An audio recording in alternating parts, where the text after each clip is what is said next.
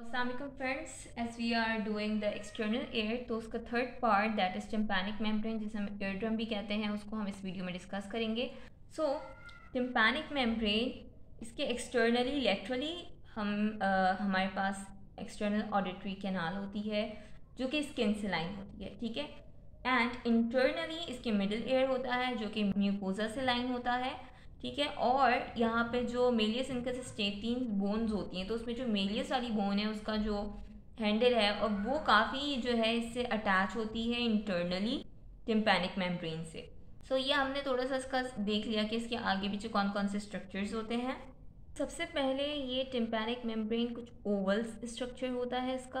अगर हम ट्रांसवर्सली देखें, इसकी जो है 3 लेयर्स होती हैं टिम्पैनिक मेम्ब्रेन की। जो आउटर मोस्ट होती है जो कि एक्सटर्नल, जैसे कि ये टिम्पैनिक मेम्ब्रेन है and this is the canal, और ये मिडिल एयर का कैविटी है, ठीक है।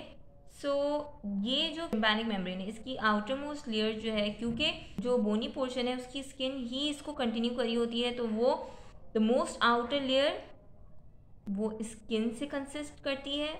Middle is the fibrous middle layer है, and the innermost layer is mucosa. Innermost क्योंकि अंदर की साइड पे हमें पता है मिडिल लेयर होता है, मिडिल लेयर की कैविटी एंड वो म्यूकोजा से लाइन होता है, तो इनर मोस्ट लेयर इसकी म्यूकोजा बना रही होती है। Outer most is skin and in between is the fibrous. तो इसकी 3 लेयर्स हो गई। ओके, सो ये टिम्पैनिक मेम्ब्रेन जो होती है ये बिल्कुल स्ट्रेट नहीं होती है, स्लाइटली इंडेंटेटेड होती है। मीन्स पोस्टीरियर सुपीरियर पोर्शन है वो थोड़ा लेटरली पॉइंट आउट होता है, और जो एंटीरियर इंफीरियर पोर्शन है वो जो है मीडियली पॉइंटेड होता है। तो एक ये इंपॉर्टेंट बात थी, लेयर्स के बारे में मैंने बता दिया। अब हम इसके स्ट्रक्चर को देखते हैं। इसकी जो डायग्राम है वो बनानी भी आपको आना चाहिए। मैं आपको भी बना के दिखा दूंगी कि टिम्पैनिक मेम्ब्रेन को किस तरह ड्रॉ करते हैं दैट, और उसके क्या क्या पार्ट्स होते हैं। दैट्स वेरी इजी, हम बहुत क्विकली इंशाल्लाह कर लेंगे। तो सबसे पहले तो हमने एक ओवल स्ट्रक्चर बनाया। अच्छा, ये जो है हम लेटरल व्यू देख रहे हैं, ठीक है, लेटरल व्यू। सो हमने एक ओवल स्ट्रक्चर बनाया। अब एक हमने यहाँ से यूँ किया, यहाँ से यूँ किया, फिर ठीक है। सो ये स्ट्रक्चर हमने बना दिया। अब हम इसकी लेबलिंग देख लेते हैं कि क्या है। सबसे पहले तो जो टिम्पैनिक मेम्ब्रेन होती है that is thin semi transparent structure, ठीक है। इसकी जो बाउंड्री होती है, इसकी जो, ठीक है, इसके जो एजेस होते हैं वो काफ़ी थिक होते हैं, और ये थिक एजेस जो है एक रिंग होती है दैट इज़ द ग्रूव, जिसमें जाके ये थिक एजेस जो है फिक्स होते हैं, and that is called as annulus tympani, tympanic annulus, ठीक है। अब ये क्या स्ट्रक्चर मैंने बनाया, हम टिम्पैनिक मेम्ब्रेन को लेटरली देख रहे हैं, ठीक है, और मीडियली इसके मिडिल एयर है। तो अब क्या कि मीडियली, क्योंकि हमें पता है कि मिडिल एयर है और मीडियली इसके जो है बोन प्रेजेंट है दैट इज़ मेलियस, तो वो जो बोन है वो बिल्कुल इससे अटैच होती है और उसका इम्प्रेशन हमें इस साइड पे मिल रहा होता है एलिवेशन की फॉर्म में। सो ये मैंने वही बनाया है। जो मेलियस है उसकी जो मेलियस बोन है उसकी जो टिप है वो एक एलिवेशन बनाती है, जो कि मैंने यहाँ पे शो किया है, दैट इज कॉल्ड एज अम्बो। यानी वो जो एलिवेशन बनाती है वो स्ट्रक्चर जो है टिम्पैनिक मेम्ब्रेन में अम्बो कहलाता है। आई डोंट नो इसको अम्बो कहते हैं या अम्बू कहते हैं, इसकी करेक्ट आप प्रोनाउंसिएशन देख लीजिएगा। बाकी ये जो लंबा सा स्ट्रक्चर इसके ऊपर है that is actually the impression of the handle of the malleus, ठीक है।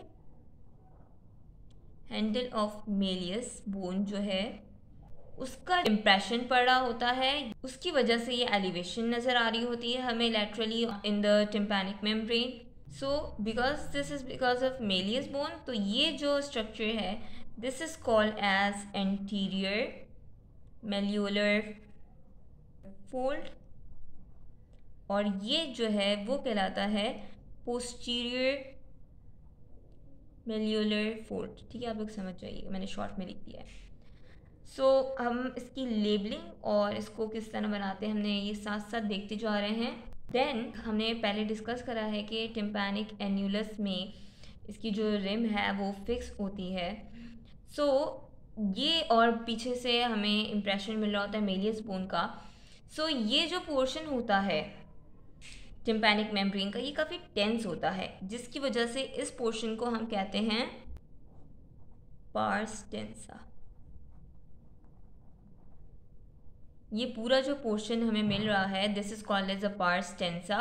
और ये जो पोर्शन है between the two malleolar fold, ये थोड़ा रिलैक्स और थोड़ा लूज होता है और इसलिए इसको कहते हैं पार्स फ्लैसिटा।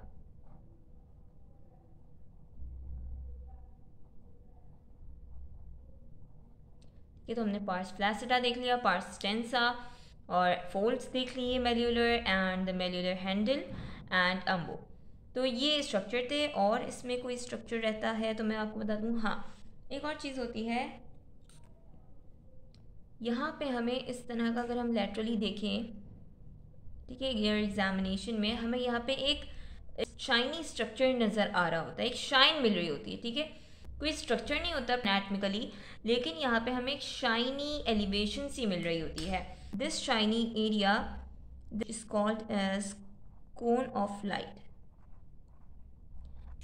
ठीक है। अगर आपको कोई स्ट्रक्चर इनमें से मेरे बनाया हुआ समझ में नहीं आ रहा तो मैंने आगे इसकी एक जो पिक्चर लगा दी है उससे आपको क्लियर हो जाएंगे सारे स्ट्रक्चर्स।